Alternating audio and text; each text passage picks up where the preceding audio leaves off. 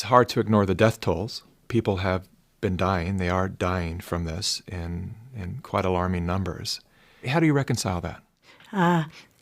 It's pretty easy when you see, for me, when you see what the government has done, and that is that they took, quoting Dr. Birx, we've taken a very liberal approach to mortality. If my husband were to die, who has COPD, his lungs have fibrosis, his lungs would look exactly like somebody with COVID-19, theoretically, but he has no evidence of infection.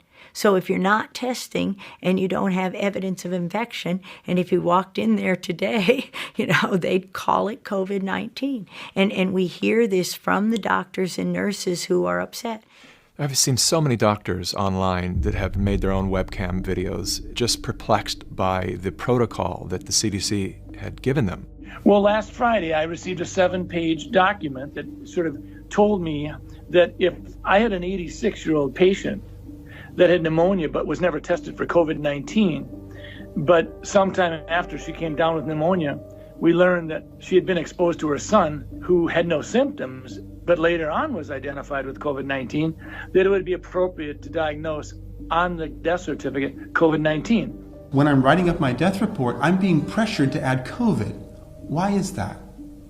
Why are we being pressured to add COVID to maybe increase the numbers and make it look a little bit worse than it is? I think so. Why would they want to skew the number of deaths due to COVID-19?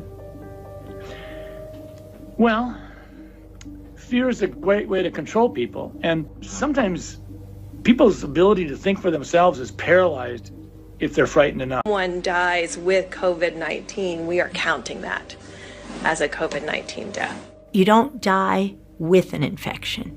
You die from an infection.